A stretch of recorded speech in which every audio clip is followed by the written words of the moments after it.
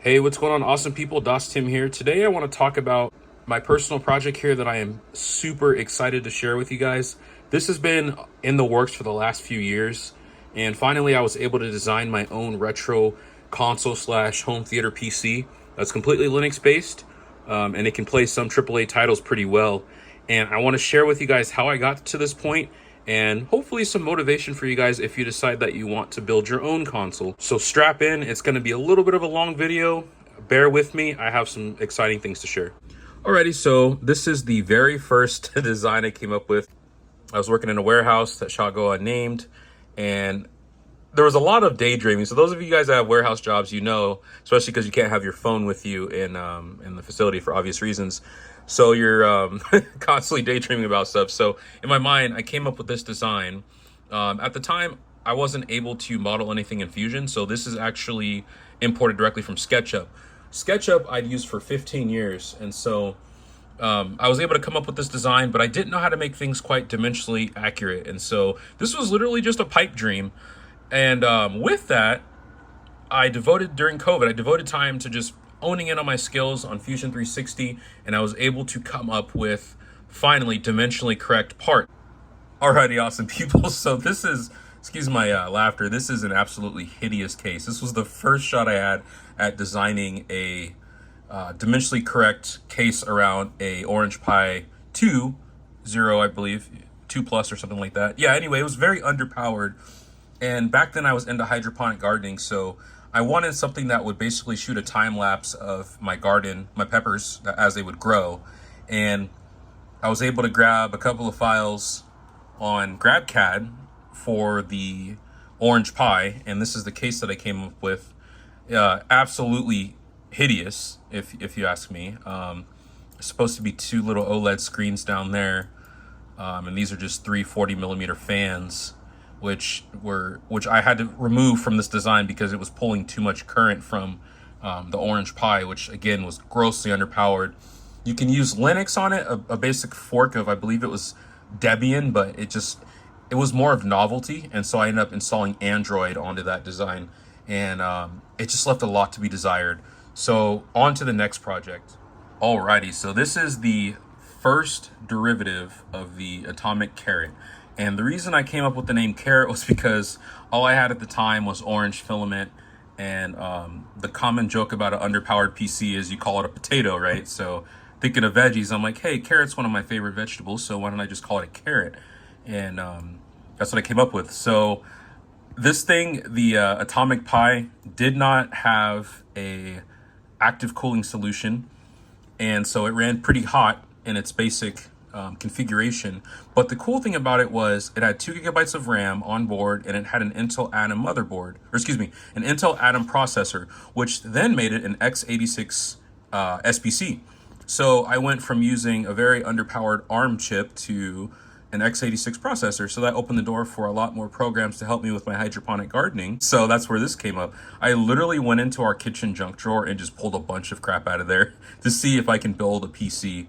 Yeah, so that's how this guy came about, and that's where the meat thermometer came in there, and that's literally just for novelty. But a couple of things I did add in was I got this LCD screen. It was a touch screen from AliExpress, and I never could figure out how to get it to interface properly with the Atomic Pi. And then this was the OLED, which did function. The reason you have these holes here is because, again, I was still learning about dimensionally correct ways to model. And also, the Atomic Pi was from a robotics project, so the ports were kind of oddly placed. This was actually the HDMI. It was in the front of the case, which is interesting. And then I had to make my own power for this, and the problem came into basically how unstable the board was during voltage sag. So sometimes I could just sit and idle using Linux Mint, and it would freeze. It would completely lock the system up. Or if I played a game and it was under even a little bit of load, like the slightest bit of load, and there was a voltage sag, then it would shut the console down, or it would have a green artifact. And so it was very clear to me at this point that I couldn't use this to game, and I also couldn't use this for my hydroponics project because I couldn't trust it to be unstable, let alone catch fire. So on to the next design. Okay, entering the bionic carrot. So then I was starting to learn a lot more about making things more flush. As you can see, I was able to add little holes for the fasteners to fasten down the case finally. I was able to make the meat thermometer a little bit more flush. I added this additional little OLED screen cutout, and this was designed for the grow tent. The big thing about this one was, well, the two big things. The first one was I ran a cable directly from this with the DHT11 sensor into my grow tent, so it monitored the conditions of my peppers directly on this screen right here. And furthermore, I had a little bit more vent holes, but the second biggest thing was I got a more powerful x86 solution, and that was the Intel NUC. So I entered that phase of design. It had a Core i3, so I was going from an Intel Atom to a Core i3. Graphics were still not that great, but I was able to play things like Half-Life 1, Opposing Force, Blue Shift, a few indie titles at an okay-ish, frame rate. And so it was stable. I can sit idle with it. It was able to take time-lapse photos, and I had this thing running straight on power. Basically, it had a little timer which would shut it off to save power, but I had it running consistently for about 4 months without actually doing any intervention. It was completely independent, which goes to show how reliable those Intel NUCs are. So after that, I decided, okay, now I kind of want to get into designing something that is kind of like a home theater PC / more entertaining. Alrighty, so here we go. So this is where I finally started to become more confident in my skill. I made a couple of changes to the design. I used a much more powerful Intel NUC 8. I decided to use a 15 millimeter thick fan from ID Cooling, and I rotated it. It's hard to see here with the transparent, but I rotated it about 45 degrees. It allowed me to get a lot more space for adding the hard drive. Everything in here was super compact, and so there's actually 4 terabytes in here. That's a 2 terabyte hard drive here, and then there's a 2 terabyte SSD from ScanDisk that's under here directly, and that's where I had to rotate that fan so that I could actually close the case. This was a little diffuser. I rotated the carrot a little bit. This was a diffuser for an LED, so it had RGB, and things started to kind of take off a little bit more. It started to become a lot more, kind of like a little console here. There's the little spot here. This was an exhaust fan, and I did it just to be random, I guess. Ideally, you'd want the exhaust fan out of the back, but I wanted this thing to still be outlandish with the meat thermometer. Nothing on it is conventional. Like, everything is super inconvenient, but at the same time, it's a great system. I added little cutouts here so that I can print labels for my kind of my own branding. This is an Arduino I put here. That's what controlled the OLED and the DHT11 sensor. Those are the ports there. Still, it was just kind of an open cutout. I decided that I would model my own back plate to add in there just to make it a little bit easier. But as we would find a little bit later, that wasn't a great idea. So something you see here is the ports and how they're kind of exposed. So my wife wanted to play Fishing Planet, and I didn't have a good solution for turning it on. The way we did it was in the BIOS, I left it activated. And so as soon as you applied power, it would turn on. If you took it out, it would turn the console off. So totally my fault. She wasn't sure where to plug it in. So unfortunately, we caught a little bit of an ESD there, and it fried the entire computer, if you will, the entire console.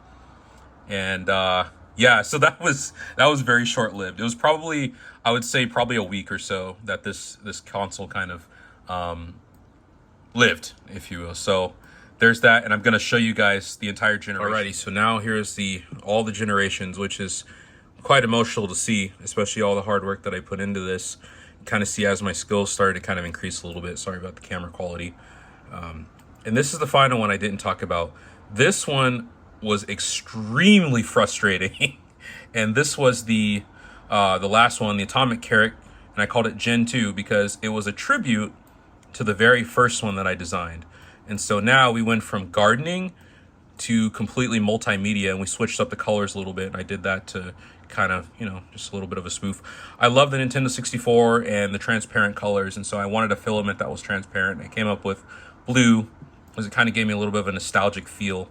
And there were some changes that were made to this. So this guy here was going to be the most powerful console that I personally designed. And the problem with this was I got excited and I modeled the motherboard based off of the dimensions on the website. And so everything, when I finally 3D printed it, everything was off. And I did that because I bought a Desk Mini X300, and that's where this came into play. I bought that and I modeled it off the website because I was excited. I should have waited till I got it physically. But anyway, the dimensions were not only off, but I realized in order to have the dimensions correct, there was no way I would be able to keep the same design, which is a little frustrating because I wanted it to be small. So I realized, okay, I got to increase the dimensions a little bit in order for this to work. And that's what's going to bring us on to the next one. So this is the final design, and this is the one I'm the most excited about. Ignore this little hole here. I was kind of lazy and I just wanted to model the dimensions of the ID cooling 15mm fan. And so I didn't want to add in I don't want to have to model the entire fan. So that's where I went from there.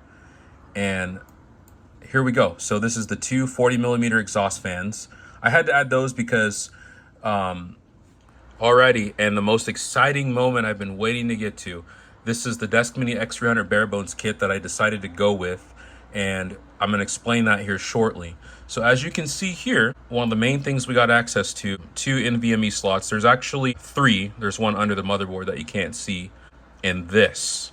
So not only did I make a significant jump from the Intel type of processors, which if you've gamed forever, you guys already know that Intel, when it comes to graphics, they're just not all there. Granted, they've come a significant leap, which I was able to see with the Intel Iris before that got fried. You're still gonna deal with these frame pacing issues, which make the game unplayable. AMD has always been superior, so that is why I decided to go with this. And also, one of the most important reasons is this, and this was the bane of our existence. I ordered this kit on eBay for absolute steal, but I used these dimensions which were switched, and unfortunately that led to me designing the case incorrectly. But all in all, the dimensions ended up making the case not so much bigger than the previous design. So I was concerned, but my concerns were basically invalid. And also, I wanted to make sure that if I was going to spend this kind of money to build this project up, I wanted to go with the most powerful processor they had to offer. This processor is absolutely a freaking beast. So that's where we arrived. And now we're going to go. Alrighty, so this was the final design.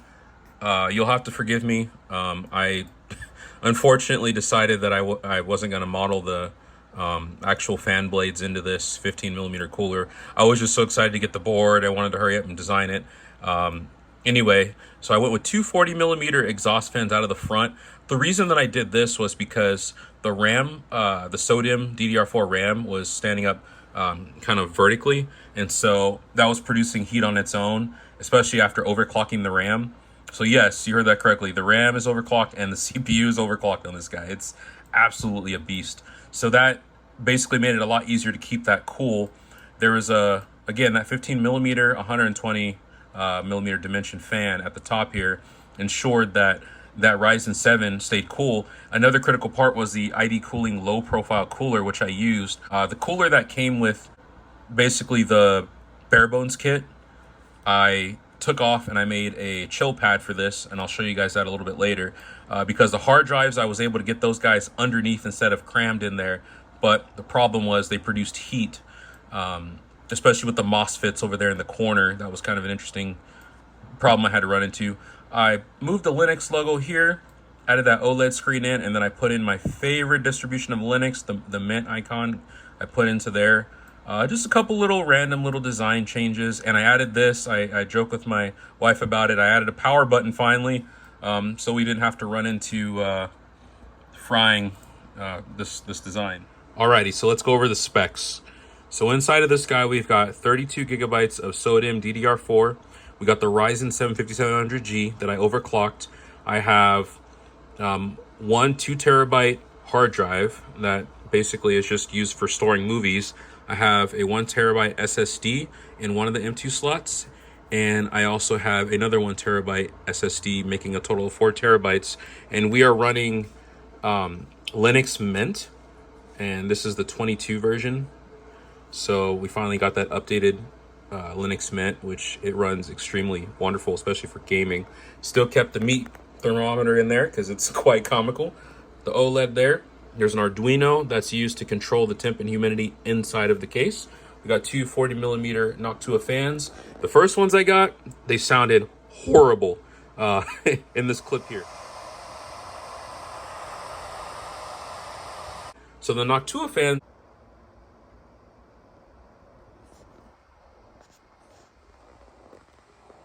are much quieter. So that was, yeah, that's where that kind of came in there. So got the ID cooling fan here. And this time, the Carat logo actually serves as a notable use.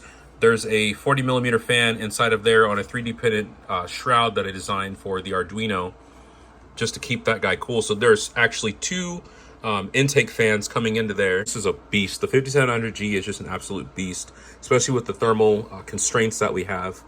Because this is a 65 watt processor, and the power supply in itself is about 120 watts. And so it was quite a challenge to not only work in the constraints of the physical space of the case, but also work in the constraints of being able to A, sufficiently cool it with the small space we have, and B, not overextend that wattage to create thermal cutouts or create power cutouts, power sags, which I learned from the the Atomic Pi. Alrighty, so we're gonna go over the other part of this. One absolute weakness here is the hard drives that I had in here. They are just kind of hot glued, and you can't see on the other side. There's a little bracket that I screwed down on each side to make sure they don't shift too much. But this material, as you can see, it's printed in PETG. It's pretty light, and with that, there's a lot of heat that's able to escape through here because the layers aren't completely sealed. There's little gaps, and so the heat gets transferred to the surface. In hindsight, I should have modeled little feet with vents here, but I didn't want to come up with anything else that would make this any thicker. And also, I didn't think that they would generate that much heat. So I did come up with another comical solution.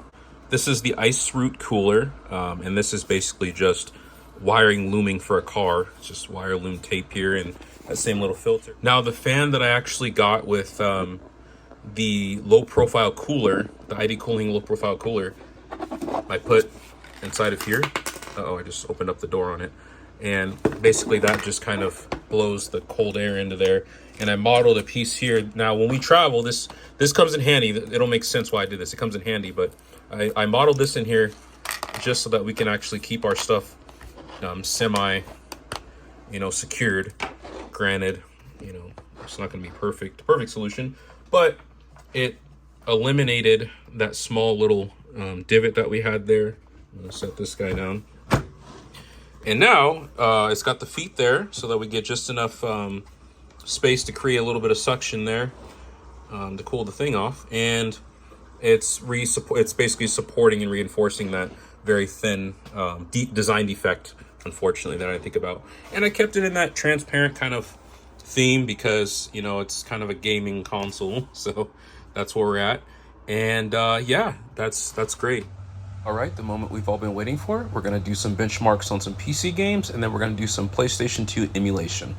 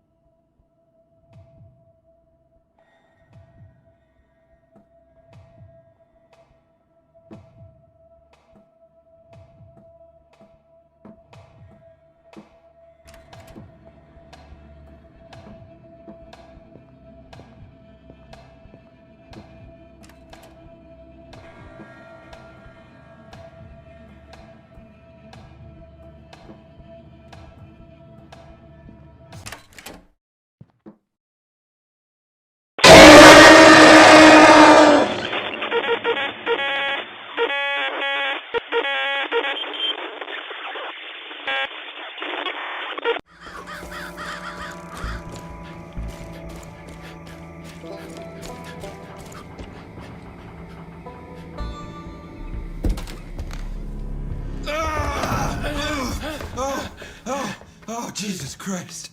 Rook, I'm sorry. I thought they got you. Come on. Come on. Come on. Check the room, Rook.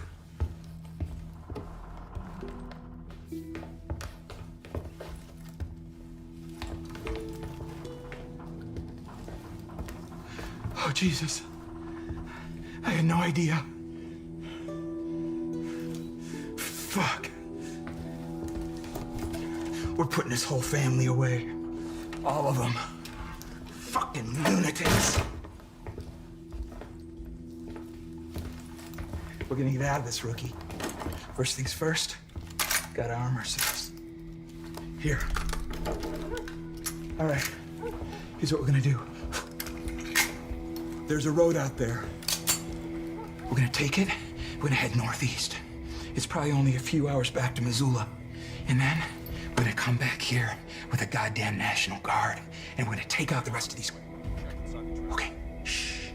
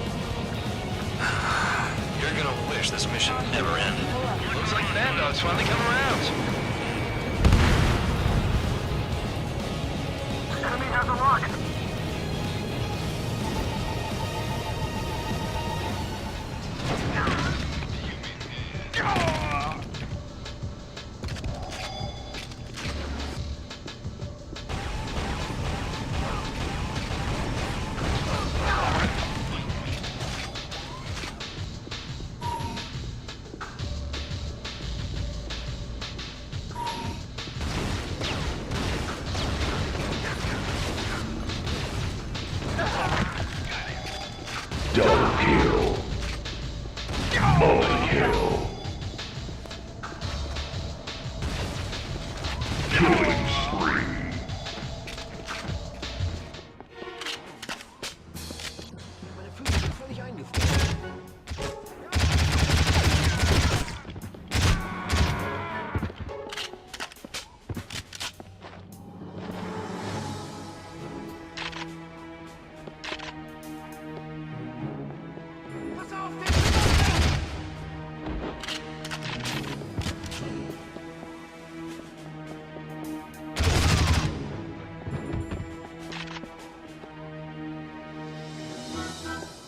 Ich hab was gehört. Lichter an!